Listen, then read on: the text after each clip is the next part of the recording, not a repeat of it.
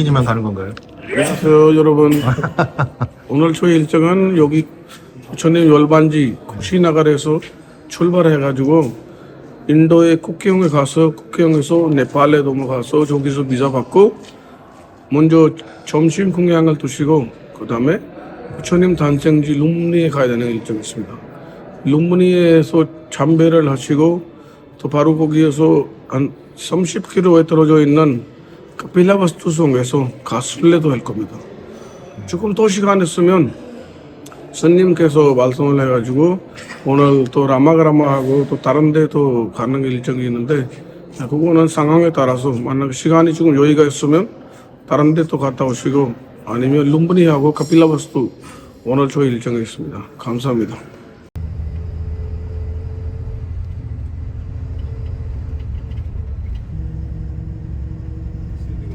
이번 일정은 저희는 거꾸로 갑니다. 부처님 열반지인 쿠시나갈에서 거꾸로 부처님 탄생지인 지금 룸비니로 가는 거죠.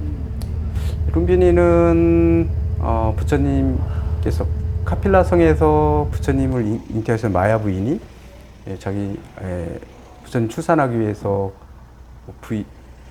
친정으로 가던 도중 룸비니 동산에서 부처님이 탄생하게 되는데, 그런데 이곳은 사실 어디가 룸비니인지 잘 모를 수 있는데, 근데 인도 사람들이 기록을 잘 안 하기 때문에, 근데 여기서도 아쇼카 석조가 발견되죠. 아쇼카 석조에 분명하게 기록이 남아 있기 때문에 여기는 분명히 이건 룸비니다 이렇게 확정적으로 얘기할 수 있는 그런 곳이죠. 룸비니까지는 국경을 넘어가야 되기 때문에 시간이 좀 오래 걸리긴 하지만, 그래서 일정이 하나 정도 소화하는데 저희는 카필라성까지 같이 보게 될 건데, 사실은 카필라성에서 룸비니까지도 짧은 거리는 아닌 거죠. 저희가 요즘에 차로 가면 1시간 넘게 걸리니까. 그러니까 룸비니까지 산딸이 다 돼서 이제 오신 거죠. 룸비니 동산에서 머물다가 이제 기록에 보면 무우수나무 이파리를 잡고 선체로 오른쪽 옆구리로 부처님이 탄생하셨다, 뭐 이런 얘기를 하죠. 이 앞에 바로 앞에 이제 구룡지라고 그래가지고 연못이 하나 있는데, 어쨌든 이 연못은 한문경전도 이런 데 보면 거기서 9마리 용이 부처님을 목욕시켰다 이런 얘기도 나오는데, 그냥 평범하게 보면 어쨌건 출산한 다음에 이제 마야 부인이 목욕했던 그런 연못일 것이다 이렇게 추정하고 있죠. 눈비니에 가보시면 이제 아쇼카 석주가 있는데, 그 아쇼카 석주의 기록이 이렇게 남아 있다는 거죠. 분명히 이곳을 아쇼카 대왕이 이곳을 즉위한 지 20년 만에 이곳을 다녀가셨다. 그리고 이곳은 부처님이 탄생한 곳이기 때문에 조형물들을 세우고 만들고, 그다음에 이곳에 사는 사람들에게는 세금을 8분의 1만 받아라, 뭐 이런 얘기가 기록돼 있다고 하거든요. 그렇기 때문에 이런 기록이 있는 아쇼카 석주가 있기 때문에 100% 이건 분명히 룸비니는 분명히 부처님 탄생지인 이곳이 바로 룸비니라는 건 증할 수 있는 그런 곳이다 이렇게 볼 수 있겠죠. 그리고 부처님께서 이 룸비니에서 탄생을 하시게 되는데, 탄생하신 다음에 이래 만이라고 그러죠. 이래 만에 마야 부인이 이 세상을 떠났잖아요. 이게 떠나고 당시에는 그 풍습이었는지는 모르겠지만 어쨌건 이모잖아요. 그 마야 부인의 동생인 프라자파티라고 하는 이모가 엄마 역할을 대신해서 부처님의 뒷바라지를 하셨던 거죠. 그리고 이 마하프라자파티에게서는 난다라고 하는 이복 동생이 있겠죠. 그다음에 수도다나 왕의 형제들이 셋이 있었는데, 그 형제들한테 나왔던 사촌 간이죠. 부처님을 이멸하실 때까지 시봉했던 아난다, 그것도 사촌으로 이렇게 기록되어 있고요. 그래서 사촌 아난다의 또 형제인 사람이 이제 되받았다, 부처님을 배반했다고 하는, 아이러니하게 두 분이 다 부처님의 사촌 동생인 거죠. 그렇게 한 사람은 부처님을 이멸하실 때까지 시봉하셨던 분이고, 한 사람은 부처님을 배반하는 것으로 부처님 회하려고 그렇게 많이 했었던 사람으로 얘기가 나오죠. 그리고 부처님의 오른쪽 옆구리로 부처님이 탄생하셨다는 게 나오잖아요. 이건 어쨌건 오른쪽 옆구리 얘기는 사실은 저희가 보면 되게 이상하고 뭐 이런데 인도 사람들은 신분을 얘기하거든요. 사실은 신분을 얘기할 때 이렇게 얘기를 한다고 그래요. 바라문이 제일 위의 계급이고 그다음에 크샤트리아가 두 번째 계급이잖아요. 바라문은 머리로 나오고 이마에서 나오고 탄생할 때요. 그다음에 크샤트리아는 옆구리에서 난다고 그러거든요. 그렇기 때문에 부처님이 왕족이잖아요. 크샤트리아 계급이었거든요. 그렇기 때문에 아마 그 신분을 얘기하는 게 아닌가 뭐 이렇게 얘기도 합니다. 물론 현대적으로 봤을 때는 그렇게 얘기를 하죠.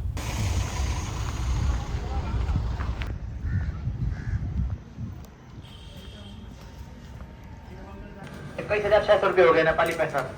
नहीं रुपीज बताओ रुपीज 깜짝 놀랐어. 네, 다 왔습니다. 수고하지 하겠습니다.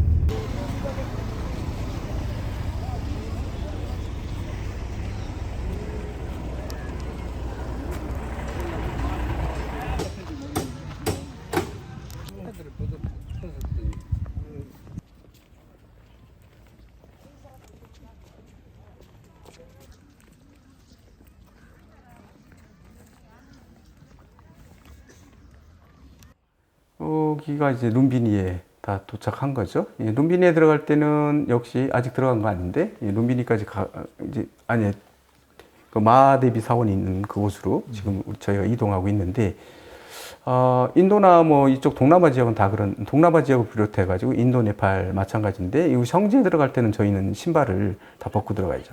지금 저희가 신발을 지금 맡겨놓고 사원에 들어가고 있는.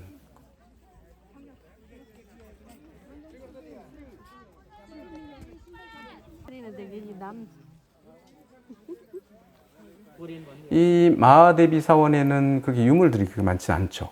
보면 저 사원 안에 이제 들어가 보면 몇 가지 이제 저희가 볼 수 있는 그런 것, 뭐지 조각과 이런 것들이 좀 있는데 여기는 들어갈 때부터 촬영을 못하게 절대로 촬영 못하게 하죠. 못하게 할 때까지 찍었습니다. 근데 그래서 보면 요 정도밖에 남아 있지 않거든요. 근데 이거는 사진 못 찍기 때문에 더 이상 못 보실 건데 저희 제지하고 있는 겁니다. 무슨 부처님 발자국이라고 그런 게 있었던 것 같아요. 저건 부처님은 되게 신성한 분이시고 그리고 성인이시기 때문에 처음에는 부처님 되게 신성시하게 여겨셨거든요. 그러니까 뭐 부처는 아무도 안 되고 우리는 아란까지 되지 부처가 된다고는 얘기는 안 했거든요.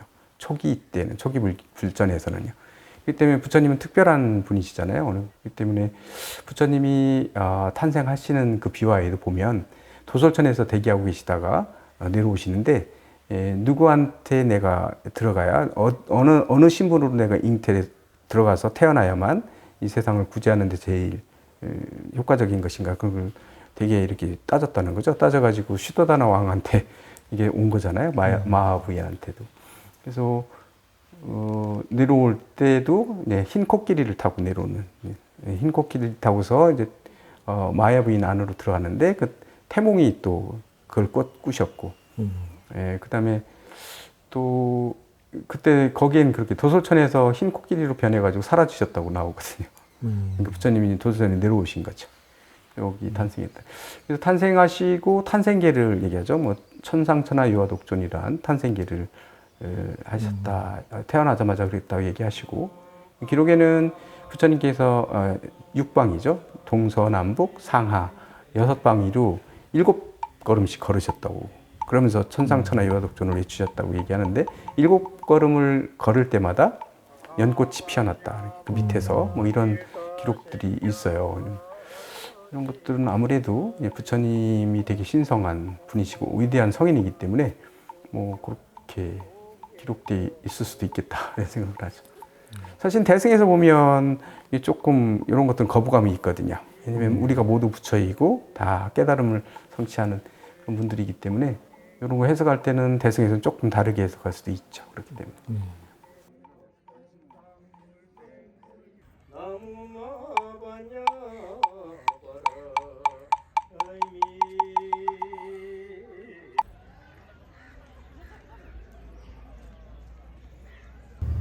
즉 카필라성으로 이동합니다.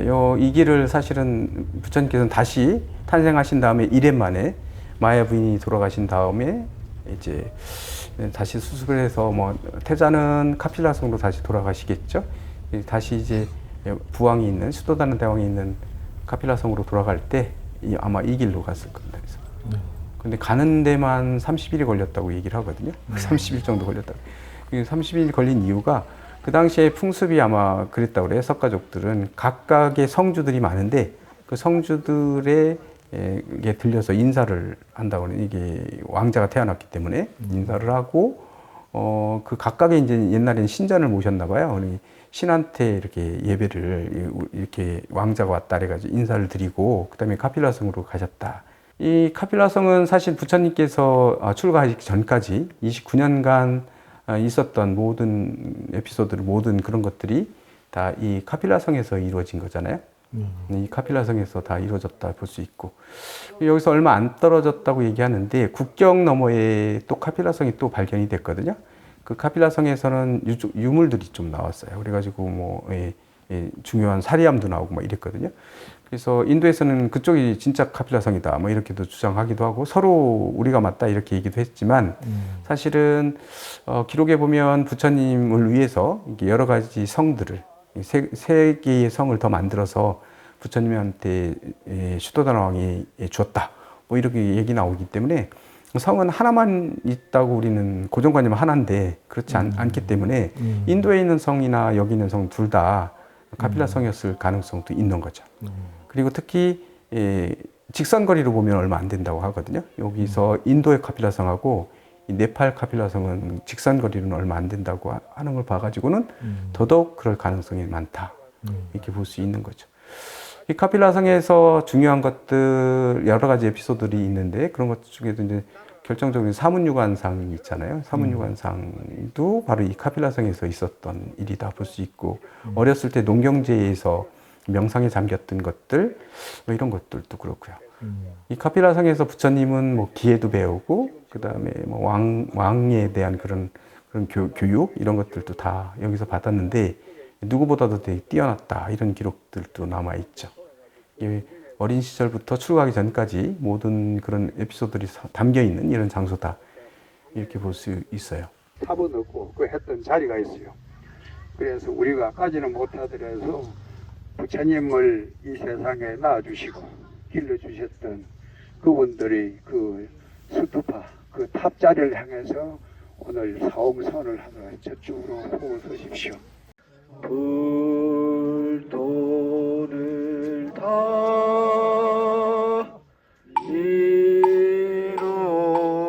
이루리라. 성부하십시오.